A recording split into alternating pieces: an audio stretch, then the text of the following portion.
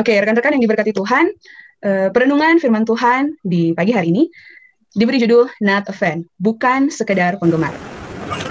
Oke, teman-teman, apa yang ada di benak kalian ketika melihat gambar ini? Ada yang bisa memberikan jawaban? Penggemar sepak bola, support. Ya, teman-teman, terima kasih Ko William. Dari gambar ini kita bisa melihat ya ada begitu banyak orang, ini ada ribuan bahkan mungkin jutaan orang yang datang untuk menonton sebuah pertandingan sepak bola. Bukan tanpa alasan teman-teman. Itu pasti karena orang-orang ini sangat gemar dengan sepak bola. Ya, mereka bisa membuktikannya dengan kehadiran mereka menonton pertandingan sepak bola tersebut. Bahkan teman-teman, ada beberapa orang yang menyebut dirinya penggemar fanatik begitu. Dia membeli kaos olahraga yang mirip dengan tim sepak bola kesayangannya, bahkan mungkin dia membeli poster, dia menempelnya di kamar, kemudian dia mungkin membeli stiker dan menempelnya di mobil, ya. Itu untuk menunjukkan bahwa dia benar-benar gemar atau benar-benar menyukai tim sepak bola tersebut. Oke, teman-teman, saat ini kita akan belajar tentang kita sebagai orang Kristen. Apakah kita ini adalah seorang penggemar atau seorang pengikut? Nah, ketika melihat gambar ini, teman-teman, seorang penggemar, dia hanya sebatas nonton, duduk di tribun, dan dia tidak merasakan bagaimana capek yang dialami oleh para pemain yang bertanding di lapangan sepak bola. Kalau kita mau cari di internet, saya membuka di internet, di Wikipedia, penggemar itu adalah seseorang yang menggemari sesuatu dengan antusias, atau kata lainnya, penggemar itu adalah pengagum yang bersemangat. Jadi, ketika dia menyukai sesuatu, dia pasti akan berusaha untuk mencari tahu segalanya tentang hal itu. Seperti contohnya, ini teman-teman, dia akan membeli kaos olahraga yang mirip dengan tim kesayangannya, dia pergi nonton, dia menyoraki, dan banyak hal lainnya yang akan dilakukan. Bahkan dia mungkin tahu semua nama-nama dari anggota tim sepak bola tersebut. Oke, teman-teman, dalam kehidupan rohani kita, apakah kita termasuk dalam golongan penggemar atau golongan pengikut? Oke, saat ini teman-teman, saya mengajak kita untuk membaca satu bagian firman Tuhan dalam kitab Yohanes. Mari kita buka kitab Yohanes. Saya akan membacakan bagian firman Tuhan untuk teman-teman, Yohanes 3 ayat 1 sampai 21. Yohanes 3 ayat 1 sampai 21. Oke, teman-teman sudah dapat? Saya akan membacakan bagian firman Tuhan ini untuk kita semua. Judulnya adalah Percakapan dengan Nikodemus. Adalah seorang Farisi yang bernama Nikodemus, seorang pemimpin agama Yahudi. Ia datang pada waktu malam kepada Yesus dan berkata, "Rabi, kami tahu bahwa engkau datang sebagai guru yang diutus Allah, sebab tidak ada seorang pun yang dapat mengadakan tanda-tanda yang engkau adakan itu jika Allah tidak menyertainya." Yesus menjawab katanya, "Aku berkata kepadamu, sesungguhnya jika seorang tidak dilahirkan kembali, ia tidak dapat melihat kerajaan Allah." Kata Nikodemus kepadanya, "Bagaimanakah mungkin seorang dilahirkan kalau ia sudah tua? Dapatkah ia masuk kembali ke dalam rahim ibunya dan dilahirkan lagi?" Jawab Yesus, "Aku berkata kepadamu, sesungguhnya jika seorang tidak dilahirkan dari air dan roh, ia tidak dapat masuk ke dalam kerajaan Allah. Apa yang dilahirkan dari daging adalah daging, dan apa yang dilahirkan dari roh adalah roh. Janganlah engkau heran, karena aku berkata kepadamu, kamu harus dilahirkan kembali. Angin bertiup kemana ia mau, dan engkau mendengar bunyinya, tetapi engkau tidak tahu dari mana ia datang atau kemana ia pergi. Demikianlah halnya dengan tiap-tiap orang yang lahir dari roh." Nikodemus menjawab katanya, "Bagaimanakah mungkin hal itu terjadi?" Jawab Yesus, "Engkau adalah pengajar Israel, dan engkau tidak mengerti hal itu? Aku berkata kepadamu, sesungguhnya kami berkata-kata tentang apa yang kami ketahui, dan kami bersaksi tentang apa yang kami lihat, tapi kamu tidak menerima kesaksian kami. Kamu tidak percaya waktu aku berkata-kata dengan kamu tentang hal-hal duniawi, bagaimana kamu akan percaya kalau aku berkata-kata dengan kamu tentang hal-hal surgawi? Tidak ada seorang pun yang telah naik ke surga selain daripada dia yang telah turun dari surga, yaitu Anak Manusia. Dan sama seperti Musa meninggikan ular di padang gurun, demikian juga Anak Manusia harus ditinggikan, supaya setiap orang yang percaya kepadanya beroleh hidup yang kekal. Karena begitu besar kasih Allah akan dunia ini, sehingga ia telah mengaruniakan anaknya yang tunggal, supaya setiap orang yang percaya kepadanya tidak binasa, melainkan beroleh hidup yang kekal.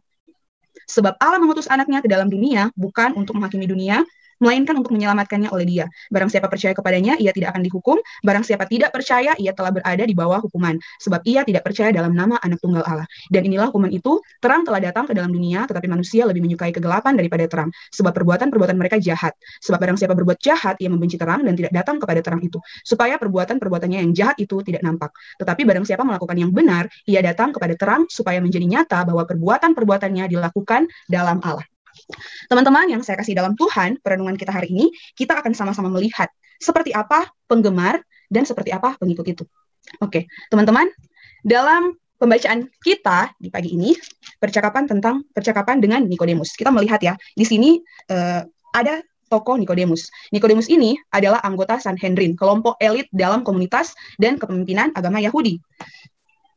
Nah, dari firman Tuhan ini, kita bisa melihat bahwa Nikodemus ini dia mengagumi Yesus karena pengajarannya, mujizat, dan kuasa yang ditunjukkannya, serta kemurahan hati dan kasihnya. Di dalam ayat 2 dikatakan, ia datang pada waktu malam kepada Yesus. Oke, teman-teman. Di sini menjadi pertanyaan, kenapa Nikodemus datang menemui Yesus pada waktu malam? Padahal di siang hari, dia punya kesempatan yang leluasa untuk dapat bertemu dengan Yesus. Karena melihat Nikodemus ini adalah orang yang cukup dikenal, dan pastinya kalau dia bertemu dengan Yesus, orang-orang pasti akan memberikan jalan begitu untuk Nikodemus dapat bertemu dengan Yesus. Namun di sini kita melihat dia bertemu dengan Yesus pada waktu malam. Bisa saja pada saat itu Nikodemus sedang menghindari sesuatu. Dia mungkin tidak ingin dilihat oleh teman-temannya, teman-teman sesama pemimpin agama Yahudi, karena kita tahu teman-teman bagaimana pandangan orang-orang Yahudi terhadap Yesus. Karena itu Nikodemus dia datang pada waktu malam. Nah, apakah dengan Nikodemus datang menemui Yesus, dia telah menunjukkan bahwa dia adalah seorang pengikut? Teman-teman, nyatanya dia datang di malam hari karena dia mungkin takut, posisinya terancam. Dia mungkin takut, jangan-jangan kalau dia bertemu dengan Yesus di siang hari, ada teman-teman yang melihatnya, dan teman-teman itu mungkin akan menyalahkan dia, ya, akan mengancam kepemimpinannya pada saat itu. Mengingat latar belakang yang dimiliki oleh Nikodemus pada saat itu. Oke, teman-teman, Nikodemus hanya terlihat seperti seorang penggemar. Nampaknya dia tidak lebih dari seorang yang kagum dengan pengajaran Yesus. Jabatannya adalah sesuatu yang penting. Jadi Nikodemus dia mungkin berpikir, apakah mungkin dia mengorbankan jabatannya itu hanya demi bertemu dengan Tuhan Yesus? Oke, teman-teman, dari sini kita bisa melihat perbedaannya ya. Seorang penggemar dan seorang pengikut. Mustahil kita bisa mengikut Yesus tanpa membiarkannya turut campur dalam hidup kita. Karena menjadi pengikut Kristus artinya menjadi murid. Menjadi murid bukanlah sebuah pilihan, melainkan sebuah panggilan. Orang Kristen adalah pengikut Kristus. Jadi tidak bisa dipisahkan menjadi murid dan pengikut. Jadi ketika kita mengaku sebagai orang Kristen, kita adalah pengikut-pengikut Kristus. Nah, teman-teman, bahkan di dalam Matius 16 ayat 24, kembali ditekankan sesuatu hal yang sangat penting. Lalu Yesus berkata kepada murid-muridnya, setiap orang yang mau mengikut aku, ia harus menyangkal dirinya, memikul salibnya, dan mengikut aku. Hal yang sama juga tertulis di dalam Markus 8 ayat 34 dan Lukas 9 ayat 23. Di Lukas 9 ayat 23 ditekankan lagi, setiap orang yang mau mengikut aku, ia harus menyangkal dirinya, memikul salibnya setiap hari, dan mengikut aku. Nah, teman-teman yang diberkati Tuhan, di sini ditekankan bahwa jikalau kita mengaku atau mau menjadi seorang murid Kristus, kita harus menyangkal diri, memikul salib, dan mengikut Yesus. Ini adalah hakikat dari seorang pengikut atau murid Yesus. Artinya, kita hidup seperti Yesus, kita mengikuti teladan Yesus. Tapi teman-teman, nampaknya hal ini menjadi sulit bagi kita, dan kita tidak akan mungkin bisa untuk melakukannya. Kenapa teman-teman? Kenapa kita tidak sanggup untuk melakukannya? Karena kita adalah manusia berdosa. Roma 3 ayat 23 mengatakan, karena semua orang telah berbuat dosa dan telah kehilangan kemuliaan Allah. Kita adalah manusia berdosa. Oleh karena kita berdosa, maka sulit bagi kita untuk menjadi pengikut Kristus. Dosa bukan hanya memutuskan persekutuan kita dengan Tuhan Allah, namun dosa juga membuat kita tidak mungkin untuk menjadi seorang pengikut Kristus. Karena melihat definisi seorang murid, murid itu artinya dipimpin, ya teman-teman, dipimpin oleh Yesus. Yesus yang memimpin kehidupan kita. Tapi karena kita berdosa, karena kita yang menguasai tahta hati kita, sehingga tidak mungkin jikalau kita dapat menjadi seorang pengikut Kristus. Tapi teman-teman, melihat situasi ini, oleh karena itu, atas inisiatif Allah, teman-teman, atas inisiatif Allah, maka kita harus dilahirkan kembali atau lahir baru, agar kita dapat menjadi seorang pengikut. Selama belum dilahirkan kembali, kita tidak mungkin akan menjadi seorang murid Kristus. Teman-teman bisa lihat di dalam Yohanes 3 ayat 3. Yohanes 3 ayat 3 berkata, Yesus menjawab katanya, Aku berkata kepadamu, sesungguhnya jika seorang tidak dilahirkan kembali, ia tidak dapat melihat kerajaan Allah. Nah, teman-teman, seperti yang saya katakan tadi, di sini menjadi murid artinya dipimpin oleh Tuhan. Nah, kerajaan Allah yang dimaksudkan dalam Yohanes 3 ayat 3 ini adalah Tuhan Yesus. Ya, teman-teman, adalah Tuhan Yesus. Menjadi murid artinya kita dipimpin atau diperintah oleh Tuhan Yesus. Ya, teman-teman. Nah, jadi di sini dalam ayat 3 ini mengatakan jika seorang tidak dilahirkan kembali, ia tidak dapat melihat kerajaan Allah. Melihat kerajaan Allah Artinya kita tidak dapat menjadi seorang murid atau diperintah oleh Allah. Nah, teman-teman yang diberkati Tuhan, mungkin ada yang bertanya-tanya, apa itu lahir baru? Nah, lahir baru adalah sebuah tindakan rahasia Allah, di mana Dia menanamkan kehidupan rohani yang baru kepada kita. Menjadi pertanyaan bagi kita, apakah kita sudah dilahirkan kembali atau sudah lahir baru? Mari kita baca teman-teman dalam Yohanes 3 ayat 8. Yohanes 3 ayat 8 berkata, angin bertiup kemana ia mau, dan engkau mendengar bunyinya, tetapi engkau tidak tahu dari mana ia datang atau kemana ia pergi. Demikianlah halnya dengan tiap-tiap orang yang lahir dari roh. Teman-teman yang diberkati Tuhan, seperti angin. Kita tidak tahu kapan dan dari mana angin itu datang. Itu bisa saja terjadi secara tiba-tiba, kita tidak tahu pasti. Demikian halnya dengan lahir baru. Lahir baru itu adalah sebuah rahasia. Tidak ada yang tahu jelas, tahu persis kapan seseorang mengalaminya. Namun teman-teman, kita bisa mengetahui, kita bisa melihat ciri-ciri utama dari seorang yang lahir baru, yaitu percaya kepada Yesus. Ciri-ciri utama seseorang atau manusia dilahirkan kembali atau lahir baru, yaitu dia mengaku percaya kepada Yesus. Nah, teman-teman, apa yang memungkinkan kita sehingga kita percaya? Kita percaya karena pekerjaan Roh Kudus. Dalam Yohanes 3 ayat 15 mengatakan, supaya setiap orang yang percaya kepadanya beroleh hidup yang kekal. Jadi teman-teman, ciri-ciri utama ketika kita melihat seseorang itu telah dilahirkan kembali atau lahir baru, yaitu dia percaya kepada Yesus. Jadi di sini, di dalam 1 Korintus 12 ayat 3, mari kita buka sama-sama 1 Korintus 12 ayat 3.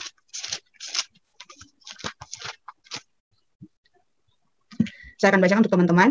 1 Korintus 12 ayat 3. Karena itu, aku mau meyakinkan kamu bahwa tidak ada seorang pun yang berkata-kata oleh Roh Allah dapat berkata, terkutuklah Yesus, dan tidak ada seorang pun yang dapat mengaku Yesus adalah Tuhan selain oleh Roh Kudus. Jadi, kita tidak bisa mengaku Yesus adalah Tuhan atau percaya Yesus tanpa Roh Allah. Jadi, Roh Allah yang memungkinkan kita untuk kita dapat mengaku Yesus sebagai Tuhan atau percaya kepada Yesus.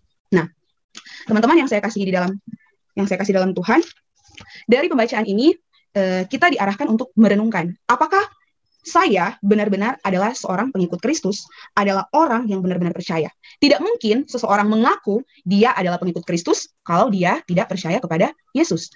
Karena orang yang percaya kepada Yesus adalah orang yang benar-benar mengikut Yesus. Teman-teman, mari kita lihat dalam Yohanes 3 ayat 14. Dan sama seperti Musa meninggikan ular di padang gurun, demikian juga anak manusia harus ditinggikan. Di sini jadi pertanyaan kepada kita. Percaya Yesus, apa yang harus kita percayai? Nah, tadi kita sudah membaca dalam Yohanes 3 ayat 14. Di sini ada kalimat yang mengatakan, dan sama seperti Musa meninggikan ular di padang gurun. Teman-teman, kisah ini dapat kita baca di dalam Bilangan pasal 21 ayat 9. Bilangan pasal 21 ayat 9. Firman Tuhan berkata, lalu Musa membuat ular tembaga dan menaruhnya pada sebuah tiang. Maka jika seseorang dipagut ular dan ia memandang kepada ular tembaga itu, tetaplah ia hidup. Jadi, kisah ini tentang bangsa Israel dalam perjalanan keluar dari Mesir. Waktu itu mereka melawan Allah. Kemudian Allah menghukum mereka, dipagut ular tedung, sehingga banyak dari orang Israel itu yang mati. Akhirnya mereka menyesal dan memohon pengampunan dari Tuhan. Dan Tuhan menolong mereka. Lewat Musa, Tuhan menyuruh Musa membuat ular tembaga dan menaruhnya pada sebuah tiang. Jadi siapa yang dipagut ular dan melihat kepada ular tembaga yang dibuat Musa, orang-orang itu akan selamat. Nah, teman-teman, sejalan dengan apa yang dialami oleh bangsa Israel ini, di dalam konteks perjanjian baru, kita melihat bahwa Allah mengutus anaknya, yaitu Yesus Kristus, untuk mati di kayu salib. Jadi, di sini, apa yang harus kita percayai? Kita percaya bahwa Yesus telah ditinggikan di kayu salib. Anak manusia yang dimaksudkan dalam ayat ini adalah Yesus. Jadi Yesus Kristus ditinggikan, maksudnya adalah Yesus Kristus disalibkan. Ketika kita percaya bahwa Yesus telah ditinggikan atau telah mati di kayu salib, maka kita akan selamat. Nah, teman-teman, keselamatan yang kita terima itu adalah anugerah, kasih karunia Allah bagi kita. Keselamatan itu sepenuhnya adalah inisiatif Allah, bukan karena upah atau usaha atau buah dari perbuatan baik kita. Kita bisa baca dalam Efesus 2, di dalam kitab Efesus 2 mengatakan bahwa sebab karena kasih karunia kamu telah diselamatkan oleh iman. Itu bukan hasil usahamu, tetapi pemberian Allah. Itu bukan hasil pekerjaanmu. Jangan ada orang yang memegahkan diri. Kemudian di dalam Titus 3 kembali diperjelas. Titus 3 ayat 5. Titus 3 ayat 5. Bisakah satu orang membacakannya?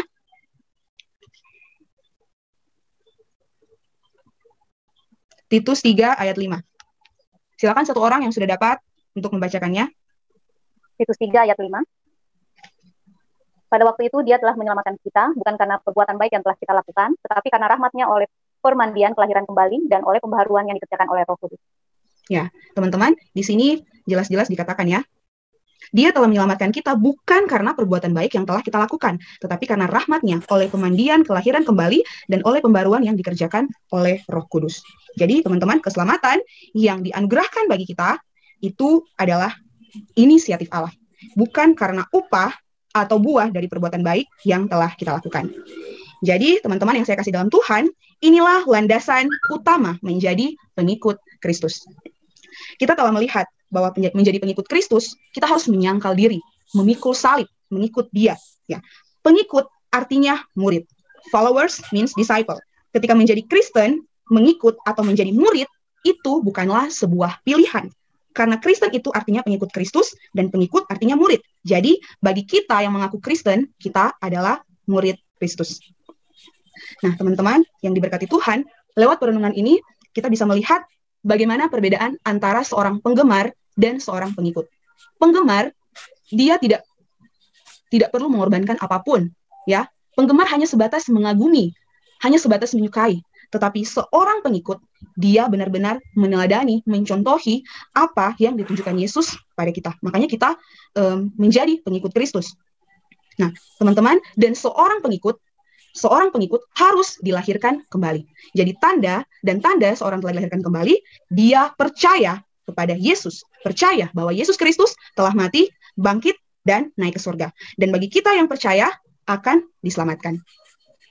Teman-teman yang diberkati Tuhan, panggilan menjadi pengikut Kristus bukanlah sekedar panggilan untuk hidup sebagai orang yang baik dan bermoral. Sesungguhnya, ia merupakan sebuah seruan untuk menyalibkan, mematikan segala sesuatu dalam diri kita yang menghalangi hubungan kita dengan Allah dan menghalangi pelaksanaan tugas kita.